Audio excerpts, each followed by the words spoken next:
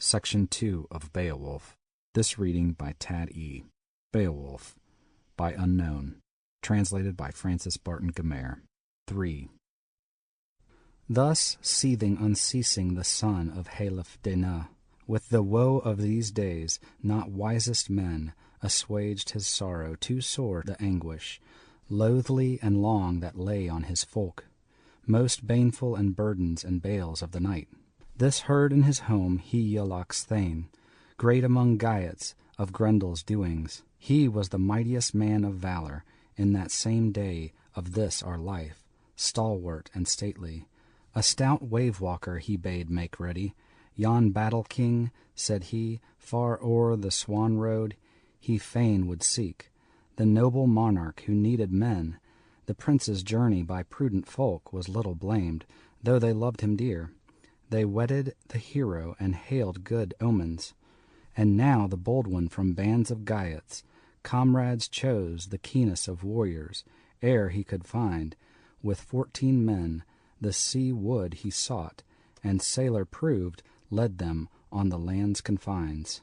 Time had now flown, afloat was the ship boat under bluff. On board they climbed warriors ready, waves were churning sea with sand. The sailors bore on the breast of the bark their bright array, their mail and weapons. The men pushed off on its willing way the well-braced craft. Then moved o'er the waters by might of the wind, that bark like a bird with breast of foam, till in season due, on the second day, the curved prow such course had run that sailors now could see the land. Sea cliffs shining, steep high hills, headlands broad. Their haven was found, their journey ended. Up then quickly the Weders, clansmen climbed ashore, anchored their seawood, with armor clashing and gear of battle. God they thanked, on passing in peace o'er the paths of the sea. Now saw from the cliff a shielding clansman, a warden that watched the water's side, how they bore o'er the gangway glittering shields, war gear in readiness. Wonder seized him to know what manner of men they were. Straight to the strand his steed he rode, Hrothgar's henchman. With hand of might he shook his spear and spake in parley. Who are ye then, ye armed men, mailed folk, that yon mighty vessel have urged thus over the ocean ways, here o'er the waters? A warden I, sentinel set over the sea march here, lest any foe to the folk of Danes with harrying fleet should harm the land. No aliens ever at ease thus bore them, linden wielders, yet word of leave clearly ye lack from clansmen here. My folk's agreement. A greater ne'er saw I of warriors in world than is one of you, yon hero in harness. No henchman he worthied my weapons. If witness his features, his peerless presence. I pray you, though, tell your folk and home, lest hence ye fare suspect to wander your way as spies in Danish land. Now, dwellers afar, ocean travelers, take from me simple advice. The sooner the better. I hear of the country whence ye came. 4. To him the stateliest spake in answer, the warrior's leader, his word-hoard unlocked. We are by kin of the clan of Geats, and he Iolach's own hearth-fellows we. To folk afar my father known, noble atheling, Edge-Theo named. Full of winters, he fared away, aged from earth. He is honored still, through width of the world, by wise men all. To thy lord and liege in loyal mood we hasten hither. To Healfdene's son, people protector, be pleased to advise us. To that almighty one come we on mickle errand. To the lord of the Danes, nor deem I right that aught be hidden. We hear thou knowest, if sooth is the saying of men, that amid the Scyldings a scathing monster, dark ill-doer, in dusky nights, shows terrific his rage unmatched, hatred and murder. To Hrothgar in greatness of soul would succor bring. To the wise and brave may worst his foes, if ever the end of ills is fated, of cruelest contest, if cure shall follow, and the boiling care waves cooler grow, else ever afterward anguish days.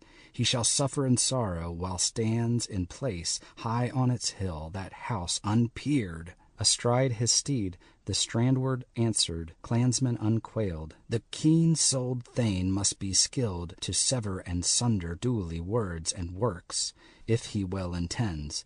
I gather this band is graciously bent to the Scyldings' master. March then, bearing weapons and weeds that way I show you. I will bid my men your boat meanwhile to guard for fear lest foemen come, your new tarred ship by shore of ocean, faithfully watching till once again it waft o'er the waters those well-loved thanes. Winding-necked wood to Wedder's bounds, heroes such as the hest of fate shall succor and save from the shock of war. They bent them to march. The boat lay still, fettered by cable and fast at anchor. Broad-bosomed ship, then shone the boars over the cheek-guard, chased with gold, keen and gleaming, guard it kept o'er the man of water, as marched along heroes in haste, till the hall they saw, broad of gable and bright with gold. That was the fairest, mid folk of earth, of houses neath heaven, where Hrothgar lived, and the gleam of it lightened o'er lands afar. The sturdy shieldsman showed that bright burge of the boldest, bade them go straightway thither.